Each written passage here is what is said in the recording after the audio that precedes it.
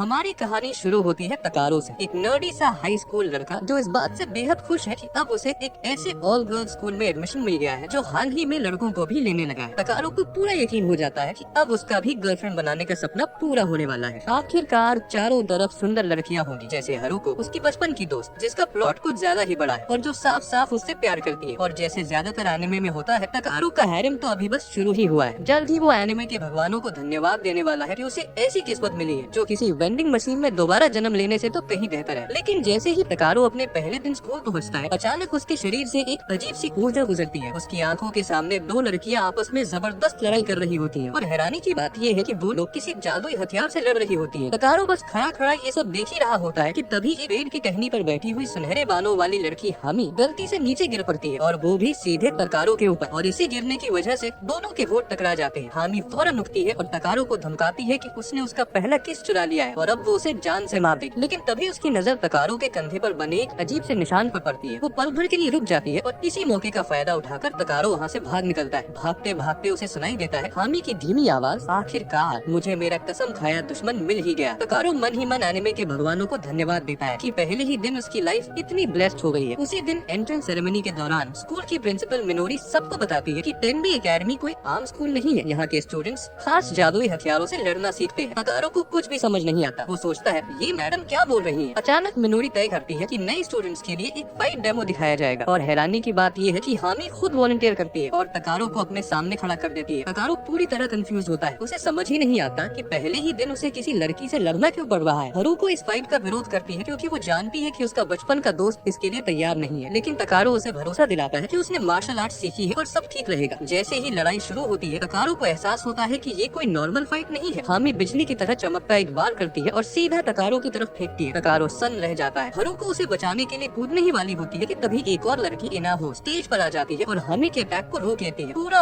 Hall सन्न रह जाता है। खुद तकारो को भी कुछ समझ नहीं आता कि आखिर चल क्या रहा है। मिनोरी हैरान रह जाती है क्योंकि इनाहो के हाथ में जो हथियार होता है वो ओरिजिनल 8 मेकान्स में से एक होता है। ऐसे हथियार जो कभी देवताओं के लिए बनाए गए थे। लेकिन इससे भी बड़ा झटका तब लगता है जब इनाहो अचानक बेहोश होकर तकारो के बाहु में गिर जाती है और फिर वो आंखें खोलकर कहती है, मास्टर तकारो मैं आपकी मंगेतर हूँ। ये कहकर वो तकारो के गाल पर किस कर देती है। तकारो एक बार फिर एनिमे के भगवानों को धन्यवाद देता है अपनी ब्लेस्ड स्कूल लाइफ के लिए। लेकिन हारुको ये सब देखकर आग बबूला हो जाती है और तकारो पर अपना गुस्सा निकाल देती है। मामला और बिगड़ जाता है जब रात में हारुको उससे माफी मांगने उसके डॉर्म जाती है और देखती है कि इनाहो अब वही रहने वाली है। इनाहो का मानना होता है कि एक मंगेतर होने के नाते उसका फर्ज है मास्टर तकारो की रक्षा करना। इतना ही नहीं, हामी भी ऐलान कर देती है कि वो भी वही रहेगी ताकि अपने कसम खाए दुश्मन पर नजर रख सके। हारुको ये सब देखकर पूरी तरह टूट जाती है और गुस्से में वहाँ से चली जाती है। लेकिन कुछ ही देर बाद वो वापस आती है अपने सामान से भरे बैग्स के साथ और ऐलान करती है अब मैं भी यही रहूंगी। जब सबको एहसास होता है कि बेड कम पड़ रहे हैं तो इनाहो मासूमियत से कहती है, मास्टर तकारो मेरे साथ सो सकते हैं। लेकिन बाकी लड़कियां तुरंत मना कर देती हैं क्योंकि सच मानो वहाँ सोना कम और कुछ और ज्यादा होता। और इसी तरह एक नर्डी हाई स्कूल लड़का अपने स्कूल के पहले ही दिन एक पूरा हैरम बना लेता है। लेकिन लड़कियों के साथ रहना तकारो के लिए उतना आसान साबित नहीं होता जितना उसने सोचा था। एक रात जब इनाहो चुपके से आधी रात को तकारो के बिस्तर में घुस जाती है तो अगली ही सुबह हारुको उसे जोरदार मुक्का जम देती है और उसी सुबह हालात और बिगड़ जाते हैं जब तकारो गलती से हामी के कमरे में उस समय घुस जाता है जब वो कपड़े बदल रही होती है। उससे में हामी अपनी बिजली वाली उंगलियों से तकारो की आंखों पर वार करती है, उसे जिंदगी भर के लिए अंधा करने के इरादे से। इस पूरी हड़बड़ाहट भरी सुबह की वजह से तकारो और लड़कियां स्कूल के लिए लेट हो जाते हैं। नर्डी तकारो लड़कियों के साथ दौड़ते हुए बुरी तरह हाँफने लगता है और उनका साथ नहीं दे पाता। लेकिन शुक्र है हामी का जो अपने उस अदृश्य फेमिलियर का इस्तेमाल करती है जिसे सिर्फ वही देख सकती है। वो तकारो को हवा में उठाकर स्कूल के गेट बंद होने से ठीक पहले अंदर पहुंचा देती है। उसकी ताकत को फिर से देखकर तकारो को एहसास होता है कि हामी उसकी सोच से कहीं ज्यादा ताकतवर है। अचानक स्टूडेंट काउंसिल प्रेसिडेंट वहाँ पहुँचती है और देर से आने पर हारुको को डांटती है। आखिरकार हारुको वही स्टूडेंट काउंसिल प्रेसिडेंट जो है और उसे एक मिसाल पेश करनी चाहिए। लेकिन उसकी सख्त और रौबदार छवि तभी टूट जाती है जब तेज हवा का झोंका उसकी स्कर्ट उड़ा देता है। वो पूरी तरह शर्म से लाल हो जाती है, ये सोचकर कि एक लड़के में पहली बार उसकी बेकरी देख ली है। बाद में जब तकारो क्लास में पहुँचता है तो उसके क्लासमेट्स आपस में फुसफुसाने लगते हैं। सब उसे पहचान लेते हैं उस खुशकिस्मत लड़के के रूप में जिसके लिए एंट्रेंस सेरेमनी में 3 सुंदर लड़कियां लड़ रही थी। अगर उन्हें ये भी पता चल जाए कि तकारो उन्हीं तीनों लड़कियों के साथ रह रहा है तो शायद उनका गुस्सा और भी ज्यादा भड़क जाए। लेकिन लगता है तकारो सिर्फ 3 वाइफों से संतुष्ट नहीं है। जब उसे पता चलता है कि आज हेल्थ चेकअप है तो तकारो और स्कूल का दूसरा इकलौता लड़का केनो दोनों के दिमाग में एक ही आइडिया आता है। दोनों बीमार होने का नाटक करते हैं ताकि क्लास से निकलकर लड़कियों की जासूसी कर सके जब वो हेल्थ चेकअप की तैयारी कर रही होती है। जल्द ही ये हरकत इन दोनों बेवकूफों के बीच दोस्ती का जरिया बन जाती है। ऐसे दो लोग जो एक ही ब्रेन सेल शेयर करते हैं। लेकिन जैसे ही केनो इनाहो पर नजर डालता है तकारो की अंतरात्मा आत्मा जाग जाती है। वो मना कर देता है कि उसका नया बेस्ट फ्रेंड उसकी वाइफों पर गंदी नजर डाले। तभी अचानक हामी सामने आती है और खुलासा करती है कि वो भी इस पूरे टाइम लड़कों पर नजर रखे हुए थी। वो दोनों को सजा देती है अपने चेहरे पर पाँव रखकर। वैसे सुना है कुछ आदमी इसके लिए अच्छी खासी रकम देने को तैयार रहते हैं। उसी दिन बाद में चेहरे पर हामी के पाँव का निशान लिए हुए भी तकारो बेहद खुश होता है, क्योंकि उसकी हेल्थ चेकअप सुंदर नर्स आके कर रही होती है। लेकिन जब तकारो अपना हाथ एक मशीन के अंदर डालता है जो ये तय करती है कि कौन सा स्टूडेंट किस हथियार के साथ सबसे ज्यादा कंपैटिबल है, तो मशीन अचानक गड़बड़ा जाती है। वो तकारो को कोई भी हथियार असाइन नहीं कर पाती। मशीन के इन्वेंटर जेन इस बात पर यकीन नहीं कर पाता, क्योंकि ये पहली बार है जब उसकी मशीन किसी स्टूडेंट के लिए हथियार ढूंढने में नाकाम रही है। फिर भी जेन वादा करता है कि वो 1 महीने के अंदर तकारो के लिए परफेक्ट हथियार बनाएगा। इसी बीच मिनोरी तकारो को याद दिलाती है कि हर स्टूडेंट को एक खास हथियार दिया जाता है जिसे मॉकिन कहा जाता है, और बिना मॉकिन के तकारो की स्कूल लाइफ काफी खतरनाक होने वाली है। लेकिन राहत की बात यह है कि इनाहो कसम खाती है कि जब तक तकारो खुद की रक्षा नहीं कर सकता वो मास्टर तकारो की हिफाजत करे। हालांकि सवाल ये है कि जब उसके मास्टर के चेहरे पर पाँव रखा जा रहा था तब वो कहाँ थे। मिनोरी और जेन से बात करने के बाद तकारो को एहसास होता है कि टेम्पी एकेडमी शायद कोई अमेरिकन स्कूल है, क्योंकि यहाँ उसके अलावा हर स्टूडेंट के पास कोई न कोई हथियार है। तकारो को खुश करने के लिए, क्योंकि उसे अभी तक अपना मौका नहीं मिला है, हरुको और इनाहो उसे स्कूल घुमाने का फैसला करते हैं ताकि वो कोई क्लब चुन सके। जब तकारो देखता है कि कैसे अलग अलग क्लब्स में स्टूडेंट्स अपने मॉकिन का इस्तेमाल कर रहे हैं, तो उसे समझ आता है कि मॉकिन होना कितना जरूरी है। असल में सिर्फ फोटोग्राफी क्लब ही उसे बिना मॉकिन के रखने को तैयार होता है। लेकिन जैसे ही हरुको ये सोचने लगती है कि अगर तकारो और इनाहो दोनों फोटोग्राफी क्लब में गए तो उनके बीच कैसी कैसी गंदी हरकतें हो सकती है, वो सख्ती से मना कर देती है। इसके बजाय वो तकारो को खुद और हामी के साथ सिक्योरिटी क्लब ज्वाइन करने का न्योता देती है, ताकि स्कूल को सबके लिए सुरक्षित जगह बनाया जा सके। और भले ही तकारो खुद पर ज्यादा भरोसा नहीं करता, फिर भी वो इस अजीब लेकिन दिलचस्प नई जिंदगी की ओर एक और कदम बढ़ा देता है। थोड़ा सोचने के बाद तकारो आखिरकार सिक्योरिटी क्लब ज्वाइन करने के लिए मान जाता है। अगली सुबह जब वो स्कूल पहुंचता है तो उसकी आंखों के सामने एक जबरदस्त डुएल चल रहा होता है। एक तरफ होती है अजुकी, सिक्योरिटी क्लब की एक और मेंबर, और दूसरी तरफ होता है काय, एक लड़का जो ये जिद पकड़ लेता है कि अगर वो जीत गया तो अजुकी उसकी गर्लफ्रेंड बने। हालांकि अजुकी काफी टैलेंटेड फाइटर होती है, फिर भी वो काय के यूनिक मॉकिन को तोड़ नहीं पाता। तकारो ये सब देखकर बेचैन हो जाता है। उसे अच्छा नहीं लगता कि कोई लड़की इतनी बेरहमी से पीटी जा रही है। वो बिना सोचे अजुकी को बचाने के लिए कूद पड़ता है, लेकिन बाकी लड़कियां उसे रोक लेती हैं, क्योंकि नियम साफ है, 2 राजी फाइटर्स के डुएल में बीच में दखल देना मना है। लेकिन तकारो बस खड़ा रहकर कुछ ना करना बर्दाश्त ही नहीं कर पाता। अचानक उसके मुंह के सामने ऊर्जा का एक गोला बनने लगता है। उसके शरीर में अजीब सी ताकत बढ़ जाती है, इतनी कि वो खुद को छोड़ाकर आगे बढ़ जाता है और ठीक समय पर काय के हमले को ब्लॉक कर लेता है। अजुकी को जान बच जाती है। बिना एक पल गवाए अजुकी इसी मौके का फायदा उठाती है और काय के मुंह पर जोरदार वार करती है। लड़ाई वहीं खत्म हो जाती है और काय हमेशा के लिए चुप हो जाता है। इसके बाद अजुकी और बाकी लड़कियां तकारो को डांटती हैं, खास तौर पर इसलिए क्योंकि उसके पास खुद को बचाने के लिए कोई हथियार भी नहीं है। लेकिन तकारो शांत आवाज में कहता है, मुझे पता है कि टेम्पी एकेडमी की लड़कियां बहुत ताकतवर है, लेकिन फिर भी मैं चाहता हूँ कि लड़ाइयाँ फेयर हो। ये शब्द सुनते ही हारुको को उनके बचपन की एक बात याद आ जाती है, वो पल जब तकारो ने उसे बचाया था। और तभी उसे एहसास होता है कि तकारो आज भी बिल्कुल वैसा ही है, जरा भी नहीं बदला। हारुको उसे याद दिलाती है कि फेयर फाइट्स को सुनिश्चित करना असल में सिक्योरिटी क्लब का ही काम है, और यही बात तकारो के फैसले को और पक्का कर देती है। उस सुबह की घटनाओं के बाद एनो और केनो भी सिक्योरिटी क्लब ज्वाइन करने का फैसला करते हैं। 3 नए मेंबर्स के स्वागत में क्लब एक वेलकम पार्टी रखता है, और वो भी गर्म पानी के झरनों में। बिल्कुल साफ है, ये सब सिर्फ प्लॉट बढ़ाने का बहाना होता है, जो मैं अफसोस के साथ यूट्यूब पर नहीं दिखा सकता, क्योंकि वो कुछ ज्यादा ही स्पाइसी है। और बदकिस्मती से लड़कों को वही सजा मिलती है जो शायद आप लोग भी उम्मीद कर रहे हैं। जबकि लड़कियां हॉट स्प्रिंग में प्लॉट भरी मस्ती कर रही होती है, लड़कों को दूर रखा जाता है। इतना दूर भी नहीं कि आवाज ना, छपाछप, हंसी मजाक। और अगर आपने कभी भी एनिमे देखा है तो आपको पता है ये सब किस तरफ जाता है। अंत में लड़के कुछ ऐसा देख लेते हैं जो उन्हें नहीं देखना चाहिए था, और सजा एक भानु का हमला। हाँ बिल्कुल। कुछ समय बाद तकारो और कैंगो ट्रेनिंग शुरू करते हैं, जो लड़कियों के लिए तो आसान होती है, लेकिन लड़कों के पसीने छूट जाते हैं, या फिर शायद वो जानबूझकर पीछे रह जाते हैं ताकि नजारा एंजॉय कर सके। उस रात तकारो का पूरा शरीर ट्रेनिंग से टूट चुका होता है। तभी इनाहो एक अच्छी पत्नी की तरह उसे मसाज देने की पेशकश करती है। ये देखकर हारुको को जलन हो जाती है, लेकिन इस बार तकारो कोई नई सजा नहीं चाहता, और किस्मत से वो दोनों से मसाज पाकर ब्लेस्ड हो जाता है। इसी दौरान हामी चुपके से सब कुछ देख रही होती है। वो सोचती है कि आखिर अजुकी को बचाते वक्त तकारो को इतनी ताकत कहाँ से मिली। जवाब पाने के लिए हामी भी मसाज में शामिल होती है, सीधे तकारो पर पाँव रखकर, और फिर उसे बिना किसी भूमिका के डेट पर चलने के लिए पूछ लेती है। तकारो तुरंत मान जाता है। आखिरकार भले ही उसे लगे कि हामी के कुछ छुपे हुए इरादे हैं, फिर भी वो इतने क्यूट लड़की के साथ डेट का मौका गवाना नहीं चाहता। डेट के दिन तकारो और हामी पार्क में मिलते हैं। हाँ, भले ही वो पहले से साथ रहते हो, दूर से हारुको और इनाहो चुपकर उनका पीछा कर रही होती है। लेकिन अच्छी बात ये है कि डेट ज्यादातर हामी के शॉपिंग करने में ही निकल जाती है। वो प्यारी प्यारी चीजें खरीदती है और तकारो चुपचाप उसके बैग उठाता रहता है। इसी दौरान हामी को एहसास होता है कि तकारो की खुशबू उसे उसे उसके बड़े भाई जैसी लगती है, जो कि थोड़ा सा सस्पिशियस है। फिर भी हामी सच में तकारो के साथ काफी अच्छा समय बिताती है, इतना अच्छा कि वो ये पूछना ही भूल जाती है कि आखिर तकारो की वो छुपी हुई ताकत आई कहाँ से। और यही असली वजह थी जिसके लिए हामी ने तकारो को डेट पर बुलाया था। इसीलिए वो जबरदस्ती तकारो से कहती है कि वो अपनी छाती दिखाए ताकि वो उस मिस्टीरियस निशान को एक बार फिर देख सके। लेकिन तभी अचानक से 3 आदमी कहीं से भी प्रकट हो जाते हैं। वो अपना परिचय हामी फैन क्लब के मेंबर के तौर पर देते हैं। और सच बताओ तो मैं भी इस क्लब में शामिल होने का सोच रहा हूँ। ये फैन बॉयज बताते हैं कि वो पूरा दिन हामी का पीछा कर रहे थे और अब उसे तकारो जैसे नालायक से बचाने आए। इस हरकत से चिढ़कर हामी बस अपने अदृश्य फेमिलियर्स को बुलाती है और इन तीनों फैन बॉयज को सीधे पानी में फेंक देती है। और अच्छा ही क्योंकि वो लोग काफी ज्यादा ही थर्स्टी लग रहे थे। लेकिन तभी परछाइयों से एक और आदमी निकलकर सामने आता है। वो हामी को सीधे लड़ाई के लिए चुनौती देता है और जवाब का इंतजार किए बिना तुरंत हमला कर देता है। लेकिन हामी आसानी से उसके सारे हमलों को चकमा दे देती है। लड़ते लड़ते हामी को समझ आ जाता है कि ये आदमी कगारी से एक गुप्त संगठन जो ताकतवर फाइटर्स को जबरदस्ती अपने साथ मिलाना चाहता है। अचानक वो आदमी अपना ध्यान तकारो की तरफ कर देता है। जब हामी उसे बचाने के लिए कूदती है तो दोनों को जोर से धक्का लगता है और वो पानी में गिर जाते हैं। गिरते वक्त उनके होंठ गलती से एक दूसरे से टकरा जाते हैं। अगले ही पल तकारो पानी से बाहर एकदम चैर की तरह उछलता है, हामी को अपनी बाहों में उठाए हुए। उसी दौरान हारुको और बाकी लोग फौरन महसूस कर लेते हैं कि इस नए तकारो में कुछ अलग ही ताकत। जैसे जैसे लड़ाई आगे बढ़ती है तकारो की छाती पर वो मिस्टीरियस निशान चमकने लगता है और आखिरी वार के साथ वो दुश्मन को हरा देता है और सबको बचा लेता है। लेकिन लड़ाई खत्म होते ही तकारो फिर से नॉर्मल हो जाता है। उसे जरा भी याद नहीं रहता कि अभी अभी क्या हुआ। तब हामी उसे बताती है कि उसने उसकी जान बचाई और शुक्रिया अदा करने के लिए उसे किस भेजती है। ये देखकर सब जल भूल जाते हैं, खास तौर पर टेनो जो तकारो की ब्लेस्ड हैरम लाइफ को कोसता है। अगले दिन स्कूल में सजा के तौर पर हारुको तकारो के लिए एक बेंटो तैयार करती है और उसमें सिर्फ हरे मटर, वो भी ढेर सारे, क्योंकि वो जानती है कि तकारो को हरे मटर से सख्त नफरत है। कुछ समय बाद हारुको को चिंता होने लगी। उसे डर लगता है कि अगर वो तकारो पर ज्यादा सख्ती करेगी तो कहीं वो किसी और लड़की के करीब न चला जाए। इसी बीच स्टूडेंट काउंसिल को अफवाहें सुनाई देती है कि कई स्टूडेंट्स पर बिना वजह हमले हो रहे हैं। इसीलिए वो सिक्योरिटी क्लब को जिम्मेदारी सौंपते, लेकिन बाकी मेंबर्स आर्म रेसलिंग कंपटीशन में बिजी होते हैं। और बेचारों में से तकारो को मजबूरी में अजुकी के साथ ड्यूटी पर भेज दिया जाता है। अजुकी तकारो से कुछ ज्यादा ही नफरत करती है क्योंकि वो हारुको की दीवानी है। जब हारुको ने उसे पुलिस से बचाया था वो सिर्फ हारुको के करीब रहने के लिए सिक्योरिटी क्लब में शामिल हुई। इसीलिए उसकी नजर में तकारो एक बेवकूफ है जो हारुको के पास होने के लायक भी नहीं। कई घंटे तक स्कूल में घूमकर जानकारी इकट्ठा करने के बाद तकारो थोड़ी देर के लिए अजुकी को छोड़कर पानी लेने चला जाता है। वहीं उसकी मुलाकात होती है एक रहस्यमयी महिला से। वो दावा करती है कि उसे उस शख्स के बारे में पता है जो स्टूडेंट्स पर रैंडम हमले कर रहा है और उसकी प्लॉट और औरतों वाली खूबसूरती के चलते तकारो बिना सोचे उसकी बात मान जाता है। लेकिन जैसे ही वो अपना नाम बताता है वो औरत अपनी ताकत एक्टिवेट कर देती है। अचानक तकारो एक मकड़ी के जाले में फंस जाता है जो उसी ने बनाया था। वो हमला ही करने वाली थी कि तभी अजुकी वहाँ पहुँच जाती है तकारो को बचाने के लिए। भले ही वो उससे दिल से नफरत करती है। अजुकी कुछ देर तक उस औरत का सामना कर लेती है, लेकिन जैसे ही तकारो हारुको का नाम लेता है अजुकी भी उसी जाले में फंस जाती है और अब सब साफ हो जाता है। वो औरत खुद कबूल करती है कि वो स्टूडेंट्स पर हो रहे सारे हमलों के पीछे। इधर हारुको परेशान हो जाती है। पूरे दिन तकारो और अजुकी से कोई खबर नहीं मिलती। उसे डर लगता है कि दोनों मुसीबत में, लेकिन ज्यादा देर नहीं लगती। हारुको उन्हें ढूंढ लेती है और सीधे बचाने पहुंच जाती है। वो औरत हारुको का नाम जानती होती है, इसीलिए उस पर भी अपनी ताकत आजमाने की कोशिश करती है। लेकिन हारुको बहुत ज्यादा ताकतवर साबित होती है। वो आसानी से सारे जाले तोड़ देती है और तब खुलासा होता है कि हारुको के पास ओरिजिनल एक लेजेंडरी मॉकिन्स में से एक। इसी बीच सिक्योरिटी क्लब के बाकी मेंबर्स तकारो को लेकर बेहद चिंतित होते जा रहे हैं, लेकिन हामी सबको भरोसा दिलाती है कि चिंता की कोई बात नहीं है। जब तक हारुको वहाँ है तब तक पूरे स्कूल में कोई भी उसके सामने टिक नहीं सकता। और उसी पर हारुको बिना देर किए उस औरत पर अपने शील्ड स्वॉर्ड से वार करती है। लड़ाई कुछ ही सेकंड में खत्म हो जाती है। कुछ देर बाद जब वो औरत होश में आती है तो उसे कुछ भी याद नहीं रहता, न ये कि उसके साथ क्या हुआ और न ही ये कि उसने स्टूडेंट्स पर हमला क्यों किया था। दूर कहीं एक रहस्यमयी औरत निराश होती है कि जिस स्टूडेंट को वो कंट्रोल कर रही थी वो नाकाम रही। लेकिन हारुको की ताकत उसे बहुत ज्यादा इंटरेस्टिंग लगने लगती है। अगली सुबह क्लास में बैठी इनाहो नींद में चली जाती है और सपने में उसे वो दिन याद आता है जब वो 8 साल पहले टाकारो से पहली बार मिली थी। उस वक्त वो ट्रेनिंग में थी और टाकारो की मासूम सी मुस्कान पर वो दिल हार बैठी थी। बाद में उसी दिन मिनोरी टाकारो और इनाहो की क्लास में उन्हें एलिमेंट को कंट्रोल करना सिखाती है। एलिमेंट वो ऊर्जा है जो हर जिंदा चीज में होती है। अगर इसे सही से साध लिया जाए तो कोई भी कमाल के कारनामे कर सकता है, जैसे उमियों से बिजली छोड़ना। मिनोरी खुद डेमो देती है और बिना मेहनत एक बड़े आदमी को मोटी दीवार के पार फेंक देती है। हालांकि टाकारो और बाकी लोग अभी मिनोरी के लेवल तक नहीं पहुँचे हैं, लेकिन वो अपने एलिमेंट को थोड़ा बहुत कंट्रोल करना सीख लेते हैं। स्कूल के बाद टाकारो और इनाहो डॉम के लिए सामान खरीदने साथ जाते हैं, लेकिन इनाहो की असली दिलचस्पी सिर्फ स्नैक्स लेने में होती है। खरीदारी के बाद घर लौटते वक्त बारिश शुरू हो जाती है। दोनों थोड़ी देर रुककर आराम करते हैं। तभी इनाहो कहती है कि जिस दिन वो और मास्टर टाकारो पहली बार मिले थे उस दिन भी ऐसी ही बारिश हो सो रही थी, लेकिन अफसोस टकारो को उस दिन की कोई याद नहीं होती। इनाहो उसे थोड़े थोड़े हिंट्स देती है ताकि टकारो को उस दिन की बातें याद आ जाए, खास तौर पर वो वादा जो उसने उससे किया था। लेकिन जब साफ हो जाता है कि टकारो को अब भी कुछ याद नहीं आ रहा, तो इनाहो उदास होकर अकेले ही घर लौटने का फैसला करती है। रास्ते में उसकी नजर एक आवारा बिल्ली पर पड़ती है और वो उसे अपने साथ ले लेती है। इधर जब टकारो घर पहुँचता है तो हारुको बताती है कि इनाहो अब तक वापस नहीं आई है। टकारो घबरा जाता है और उसे ढूंढने बाहर निकल पड़ता है। थोड़ी ही देर में उसकी मुलाकात कानो से होती है। कानो उसे बताता है कि उसने इनाहो को पहाड़ों की तरफ जाते देखा था और टकारो को डांटते हुए कहता है कि उसने उसे अकेला क्यों छोड़ दिया। टकारो जवाब देता है, मुझे पता है मैं बेवकूफ हूँ, और बिना रुके पहाड़ों की ओर दौड़ पड़ता है। जब टकारो वहाँ पहुँचता है तो एक बड़ा सा पत्थर बिल्ली की तरफ गिरने लगता है, लेकिन ठीक वक्त पर टकारो अपने एलिमेंट का इस्तेमाल करके खुद को तेज करता है और बिल्ली को बचा लेता है। तभी एक और पत्थर उनकी तरफ गिरता है। इस बार इनाहो कूद पड़ती है और उन्हें बचा लेती है, लेकिन अपने मॉकिन का इस्तेमाल करते ही वो फिर से बेहोश हो जाती है। जब इनाहो की आंख खुलती है तो वो खुद को टकारो की गोद में पाती है। टकारो बिल्ली के साथ उसे वापस डॉम ले जा रहा होता है। भले ही टकारो को 8 साल पहले किया गया वो वादा याद नहीं आता कि बड़े होकर दोनों शादी करेंगे, लेकिन अनजाने में वो कह देता है, मैं हमेशा तुम्हारी रक्षा करूंगा, और यही शब्द इनाहो के लिए काफी होते हैं। कुछ दिन बाद वीनस नाम की एक मर्सनरी यूनिट एनबी अकेडमी बुलाई जाती है। उसी समय जब जेन टकारो को उसका कस्टम बिल्ट मॉकिन देने ही वाला होता है, अचानक हेलीकॉप्टर की आवाज गूंज उठती है। वीनस के मेंबर्स हेलीकॉप्टर से नीचे कूदने लगते हैं। ये देखते ही जेन तुरंत प्रिंसिपल को खबर देने चला जाता है। मिनोरी के ऑफिस में अकाया, जो वीनस की कमांडर है, बताती है कि वीनस की महिला मेंबर्स गर्मी की छुट्टियों तक एक्सचेंज स्टूडेंट्स बनकर इसी स्कूल में रहेंगे, लेकिन असली वजह कुछ और ही होती है। अकाया खुलासा करती है कि उनका असली मिशन है उस शख्स को ढूंढना जो एक लेजेंडरी 8 हेडेड ड्रैगन गॉड को दोबारा जिंदा करने की कोशिश कर रहा है। जब टकारो और बाकी लोग कुछ देर बाद वहाँ पहुँचते हैं तो वीनस के मेंबर्स एक एक करके अपना परिचय देते हैं, लेकिन माहौल जल्दी ही गर्म हो जाता है। वीनस के मेंबर्स का खुद को सबसे ऊपर समझने वाला रवैया सबको चिढ़ाने लगता है, खास तौर पर एक मेंबर यांग मिंग, जो सीधे कह देती है कि उसे कमजोर लोगों के सामने खुद को इंट्रोड्यूस करने की जरूरत नहीं है। ये सुनकर अज़ूकी भड़क जाती है और यांग मिंग को ड्यूल के लिए चुनौती दे देती है, लेकिन चूंकि सिक्योरिटी क्लब के मेंबर्स ड्यूल नहीं कर सकते तो दोनों तरफ ये तय होता है कि अपने झगड़े को वॉलीबॉल मैच से सुलझाया जाएगा। मैच शुरू होता है। इनाहो और हामी सिक्योरिटी क्लब की तरफ से चीयर लीडर्स बनकर सबका हौसला बढ़ा रही होती हैं। दोनों टीमें जीतने के लिए पूरी तरह तैयार होती हैं और स्किल भी लगभग बराबर होती है। कभी एक टीम पॉइंट लेती है, कभी दूसरी। काफी देर तक कोई साफ जीतता नहीं दिखता, लेकिन अचानक यांग मिंग चुपके से अपनी पावर्स इस्तेमाल कर लेती है और मैच का पलड़ा अपने पक्ष में करने की कोशिश करती है। इस चक्कर में अज़ूकी को काफी बुरी तरह चोट लगते लगते बच जाती है। ये देखकर अज़ूकी पूरी तरह भड़क जाती है। वो भी अपनी पावर्स इस्तेमाल कर देती है और इस बार यांग मिंग लगभग घायल हो जाती है। और जैसा कि तुम सोच सकते हो, मैच पूरी तरह से वॉलीबॉल ब्रॉल में बदल जाता है। सब लोग अपनी अपनी पावर्स इस्तेमाल करने लगते हैं। जिम लगभग तबाह हो जाता है और इस पूरे हंगामे के बीच मिनोरी आराम से सोती रहती है। जब आखिरकार सब शांत होता है तो टकारो गलती से खुद को सिया के ऊपर गिरा हुआ पाता है। सिया, जो वीनस की मेंबर है, गलत फहमी में ये समझ लेती है कि टकारो उसे बचाने की कोशिश कर रहा था। उसके लिए ये एक हीरोइक एक्ट बन जाता है, लेकिन ये नजारा देखकर हारुको और बाकी लड़कियां आग बबूला हो जाती है, क्योंकि अब ये तय करने का कोई तरीका नहीं होता कि असली विजेता कौन है। तो दोनों तरफ एक दूसरे की ताकत को मान लेते हैं। अगले दिन स्कूल में वीनस के मेंबर्स पहली बार क्लास अटेंड करते हैं। सिया ये जानकर बेहद खुश हो जाती है कि वो टकारो की ही क्लास में। उसकी नजर में टकारो अब एक मर्दाना और बहादुर हीरो बन चुका होता है और वो सीधे उससे प्यार कर बैठती है। टकारो पर एक और लड़की को लाइन मारते देख क्लास के बाकी लोग झुंझला जाते हैं, खास तौर पर इनाहो, जो सिया को साफ साफ कह देती है, मेरे मंगेतर से दूर रहो। स्कूल के बाद सिया बाकी वीनस मेंबर्स के सामने कबूल करती है कि वो टकारो के प्यार में पूरी तरह पागल हो चुकी है। सब मिलकर तय करते हैं कि वो टकारो का दिल जीतने में मदद करेंगी। हालांकि किसी का कहना होता है कि उन्हें दिल से पहले उसके डेट पर ही निशाना लगाना चाहिए। उस रात वीनस एक प्लान बनाती है। प्लान ये होता है कि सिया को टकारो के साथ डेट पर भेजा जाए, बिना उसके हमेशा साथ रहने वाले हेरम के। अगले दिन इनाहो को मिठाइयों के ढेर और एक लाया हुआ टकारो डमी दिखाकर दूसरी तरफ भटका दिया जाता है। और हैरानी की बात ये है कि इनाहो सच में मान लेती है कि वो डॉल ही असली टकारो है। उसे जरा भी शक नहीं होता कि ये वीनस का जाल है। इधर स्कूल के बाद सिया की टक्कर टकारो से होती है। वो बिना कुछ पूछे उसे खींचकर सीधे डेट पर ले जाती है। दोनों पूरा दिन दुकानें घूमते हैं, अच्छा खाना खाते हैं और कुल मिलाकर काफी अच्छा वक्त बिताते हैं। लेकिन डेट के आखिर में सिया उसे एक बड़े से घर में ले जाती है। वहाँ वो उसे कुर्सी से बांध देती है। टकारो सोचता है कि अब तो कहानी खत्म, लेकिन उसकी जान लेने के बजाय सिया उसके लिए एक सोलो म्यूजिकल परफॉर्मेंस देती है और फिर खुलासा करती है कि वो असल में अमेरिका की एक मशहूर आइडल है। उधर हारुको और गुमी पूरे स्कूल में टकारो को ढूंढ रहे होते हैं। काफी देर से उसकी कोई खबर नहीं मिलती। तभी उनकी नजर इनाहो पर पड़ती है, जो उस फुलाए हुए टकारो डमी के साथ खड़ी होती है। अब सबको समझ आ जाता है कि कुछ तो गड़बड़ है। तभी यांग मिंग सामने आती है। उसका मकसद होता है सिया और टकारो की डेट के लिए थोड़ा और समय खरीदना। लेकिन इसी पर इनाहो को समझ आ जाता है कि टकारो पूरा दिन उसका जवाब क्यों नहीं दे रहा था। चालाकी से यांग मिंग से टकारो की लोकेशन निकलवा कर हारुको और इनाहो उसे बचाने निकल पड़ती है। उन्हें डर होता है कि टकारो किसी बड़े खतरे में है और पीछे हामी यांग मिंग को रोकने के लिए वहीं रुक जाती है। लेकिन जब आखिरकार सब लोग उस घर तक पहुँचते तो इनाहो बिना एक पल सोचे अपनी पावर्स इस्तेमाल कर देती और पूरे घर की सीधी धज्जियां उड़ा देती, जैसे उसे दरवाजे नाम की चीज के बारे में कभी बताया ही नहीं गया। अंदर पहुँचते ही सबको तकारो दिखाई देता है, कुर्सी से बंधा हुआ, लगभग आधा मरा हुआ। हालांकि वजह कोई हमला नहीं बल्कि घंटों तक साया की सिंगिंग सुनना था। ऐसा लग रहा था मानो उसकी आत्मा ही घर छोड़कर भाग गई हो। ये देखकर लड़कियों को एहसास होता है कि शायद तकारो उतने बड़े खतरे में था ही नहीं जितना वो सोच रही थी। कुछ समय बाद तकारो को स्टूडेंट काउंसिल प्रेसिडेंट बुलाती तो उससे उसके एलिमेंट पर कोई खास प्रोग्रेस न होने की बात करती और फिर बड़ी बेरहमी से बता देती कि अगर वो आने वाला एलिमेंट मास्टरी एग्जाम पास नहीं कर पाया तो उसे सिक्योरिटी क्लब से निकाल दिया जाएगा। एग्जाम पास करने की घबराहट में तकारो पूरा दोपहर केनो के साथ अपना एलिमेंट कंट्रोल करने की प्रैक्टिस करता है, लेकिन चाहे वो जितनी भी कोशिश कर ले कुछ भी काम नहीं करता। घंटों की ट्रायल एंड एरर के बाद भी कोई नतीजा नहीं निकलता। लेकिन फिर एक पल ऐसा आता है जब तकारो आंखें बंद करता है और उन सभी लड़कियों के बारे में सोचता है जिन्हें वो दिल से बचाना चाहता है। तभी वो आखिरकार पूरा ध्यान लगा पाता है और अचानक उसका एलिमेंट जाग उठता है। वो उसे फायर करता है और हैरानी की बात ये होती है कि सामने खड़े पेड़ पर एक अजीब सा लेकिन जाना पहचाना निशान बन जाता है। उसी वक्त ये खुलासा होता है कि हामी शुरू से ही सब कुछ देख रही थी, लेकिन तभी वो एक जानी पहचानी प्रेजेंस महसूस करती है और उसे पता चलता है कि वीनस की एक रहस्यमयी मेंबर मान्यूरा भी ये सब देख रही थी। सबसे चौंकाने वाली बात ये होती है कि मान्यूरा हामी के फेमिलियर्स को देख सकती है। हामी के फेमिलियर्स तुरंत मान्यूरा पर हमला कर देते हैं, लेकिन मान्यूरा बड़ी आसानी से हर एक अटैक से बच जाती है। जब हामी खुद लड़ाई में कूदने वाली होती है तो मान्यूरा उसे रोक देती है। वो कहती है कि उसे लड़ने में कोई दिलचस्पी नहीं, क्योंकि उसका असली मिशन किसी दिन हामी और तकारो दोनों को कामीगरी में रिक्रूट करना है, क्योंकि इन दोनों के अंदर एक बहुत ही रेयर और ताकतवर एनर्जी है। अगले दिन स्कूल में तकारो आखिरकार अपना एलिमेंट एग्जाम पास कर लेता है और बाल बाल सिक्योरिटी क्लब से निकाले जाने से बच जाता है। यहाँ तक कि साया भी उसे बधाई देने पहुँचती है और इनाम में एक और डेट का ऑफर दे देती है। कुछ ही दिनों बाद तकारो को प्रिंसिपल के ऑफिस बुलाया जाता है। वहाँ उसे आखिरकार उसका ऑफिशियल मॉक इन मिलने वाला होता है, लेकिन उसे बताया जाता है कि उसका मॉक इन तब तक एक्टिवेट नहीं होगा जब तक उसके ओपोनेंट का मॉक इन एक्टिवेट न हो जाए। उसी दौरान कामीगरी के दो ट्विन मेंबर्स ये प्लान करने लगते हैं कि तकारो से उसकी असली ताकत कैसे बाहर निकाली जाए। तभी उनकी बड़ी बहन किकियो सामने आती है। वो वादा करती है कि वो तकारो की पूरी पावर खुद बाहर निकालेगी। उसी दिन बाद में जब हारुको स्कूल जा रही होती है तो उसे एक पुरानी याद आती है। एक ऐसा दिन जब तकारो बिना डरे खुद को खतरे में डालकर एक बच्चे को डूबने से बचा लेता है और तभी से हारुको हमेशा उसकी बहादुरी को देखती आई है। लेकिन ये प्यारी याद अचानक टूट जाती है, क्योंकि अगले ही पल हारुको का अपहरण कर लिया जाता है। जब थोड़ी देर बाद तकारो और हामी सिक्योरिटी क्लब के कमरे में पहुंचते हैं तो उन्हें हैरानी होती है कि हारुको अभी तक स्कूल नहीं आई है। दोनों को कुछ गड़बड़ का शक होता है और वो उसे ढूंढने निकल पड़ते हैं। ढूंढते हुए तकारो की मुलाकात एक स्टूडेंट से होती है। वो उसे बताता है कि अगर उसे हारुको को बचाना है तो उसे माउंट अमोहारा जाना होगा, वो जगह जहाँ से सारी एलिमेंटल पावर्स निकलती है। इतना कहकर वो स्टूडेंट बेहोश हो जाता है। इधर मिनोरी और बाकी लोग पुराने दिनों को याद कर रहे होते हैं। वो बातें करते हैं कि जब वो सब सिर्फ स्टूडेंट्स थे तब तकारो के पिता हमेशा उनकी मदद किया करते थे। इसी वजह से उन्हें लगता है कि तकारो को स्कूल भेजने के पीछे कोई खास वजह जरूर है। उसी वक्त तकारो माउंट अमोहारा पहुँचता है। वहाँ उसे किकियो इंतजार करती हुई मिलती है। वो बताती है कि हारुको इस वक्त कैद है वुडो हेन के पास, जो पागरी लीडर की पोती है। उसकी डॉल हाउस एबिलिटी उसे वुडो डॉल बनाने देती है, जिससे वो अपने दुश्मनों को कंट्रोल कर सकती है और हारुको पर वो यही इस्तेमाल कर रही है। अचानक किकियो तकारो पर लगातार हमले करने लगती है। वो इतनी तेज होती है कि तकारो एक भी अटैक डॉज नहीं कर पाता और यहीं से असली लड़ाई शुरू होती है। लेकिन जब तकारो पूरी तरह से पिट रहा होता है और हालात उसके काबू से बाहर जा चुके होते हैं, तभी उसे अपनी माँ की मौत का दिन याद आता है। उसे वो पल याद आता है जब उसकी माँ ने उसे सिखाया था कि असली ताकत मारने में नहीं बल्कि उन लोगों की हिफाजत में होती है जिन्हें तुम दिल से चाहते हो। और उसी पर माउंट अमनोहारा अचानक रोशनी से जगमगा उठता है। इतनी तेज रोशनी की पूरे स्कूल में हर किसी का ध्यान वहीं चला जाता है, यहाँ तक कि हामी भी इसे महसूस कर लेती है। अगले ही पल तकारो के अंदर पहाड़ से निकलने वाली एलिमेंटल पावर्स धीरे धीरे समाने लगती है। ये देखकर किकियो को यकीन हो जाता है कि ये वही भविष्यवाणी में बताई गई सीक्रेट बीस्ट की खतरनाक एनर्जी है और शायद वो सही भी होती है, क्योंकि इस नई ताकत के आते ही तकारो अपने होश खो देता है। उसकी आंखें सुनी हो जाती है और बिना कुछ सोचे सीधा टेम्पो अकेडमी की ओर बढ़ जाता है। उधर ओडो हिम हारुको को मजबूर करती है कि वो ये सब बेबस होकर देखे। जैसे ही तकारो स्कूल पहुंचता है, वो सिक्योरिटी क्लब के मेंबर्स पर सीधा हमला कर देता है। एलिमेंटल अटैक्स की एक के बाद एक बारिश शुरू हो जाती है। बाकी सब उसकी बेहिसाब ताकत के सामने किसी तरह टिकने की कोशिश कर रहे होते हैं। उधर ओडो हिम पागलों की तरह हंस रही होती है। वो तकारो की असली ताकत देखकर पूरी तरह से मोहित हो चुकी होती है। तभी वीनस के मेंबर्स ओडो हिम के हाइडआउट में धावा बोल देते हैं। वो हारुको को बचाने के लिए एक डायमेंशनल स्पेस बनाते हैं जिससे वो बाहर निकल सके। उनकी आखिरी उम्मीद यही होती है कि हारुको तकारो तक पहुंच पाए और उसे रोक पाए इससे पहले कि बहुत देर हो जाए। इधर स्कूल में तकारो अपने आसपास की हर एलिमेंट को लगातार अब्सॉर्ब करता जा रहा होता है। बाकी सब डर जाते हैं कि कहीं उसका शरीर इतनी ज्यादा पावर झेल ना पाए और वो मर ही ना जाए। कुछ ही पलों बाद एक पोर्टल खुलता है और उसमें से हारुको बाहर निकलती है अपने लेजेंडरी मॉकिन के साथ। सबको राहत मिलती है कि वो जिंदा है, लेकिन तकारो बिना रुके सीधा उस पर हमला कर देता है। हैरानी की बात ये होती है कि हारुको उस अटैक को आसानी से रोक लेती है और जैसे ही तकारो दूसरा हमला करने वाला होता है, हारुको सीधे उस पर झपटती है और एक ही वार में उसके दिल के आर पार वार कर देती है। लेकिन ये हमला तकारो को मारने के लिए नहीं, उस वेसल को तोड़ देती है जहाँ सारी एलिमेंटल एनर्जी इकट्ठा हो रही थी और इसी तरह हारुको तकारो को को बचा लेती है, बिना उसे हमेशा के लिए नुकसान पहुंचाए। जब तकारो होश में आता है तो हारुको अपने आंसू रोक नहीं पाती। वो रोते रोते उसे गले लगा लेती है। बाकी सब भी राहत की सांस लेते हैं कि तकारो सही सलामत है, लेकिन ये सुकून का पल ज्यादा देर तक नहीं टिकता, क्योंकि तभी किकियो अपने कुछ डिसाइपल्स के साथ वापस लौट आती है। वो तकारो को उसकी बेमिसाल ताकत के कारण कामीगरी में शामिल होने का ऑफर देती है, लेकिन तकारो बिना एक सेकंड सोचे सीधे मना कर देता है। इस पर किकियो चेतावनी देती है कि एक दिन तकारो खुद कामीगरी में शामिल होगा और वो लोग तभी न तभी टेंबो एकेडमी पर कब्जा भी कर लेंगे। लेकिन सिक्योरिटी क्लब के बाकी मेंबर्स उसकी बातों को सिरे से खारिज कर देते हैं। वो कसम खाते हैं कि जब तक वो जिंदा है स्कूल को कामीगरी के हाथों में कभी नहीं जाने देंगे। खुद को संख्या में कम पाकर किकियो पीछे हट जाती है, लेकिन जाते जाते तकारो का नाम कभी न भूलने का वादा करती है। इसके बाद टेंबो एकेडमी की जिंदगी धीरे धीरे फिर से नॉर्मल हो जाती है। तकारो और ज्यादा मेहनत से ट्रेनिंग करने लगता है और सीजन 1 इसी के साथ खत्म होता है, जहाँ तकारो अपने चारों तरफ ओवर पावर्ड वाइफूज के पूरे झुंड से घिरा हुआ है।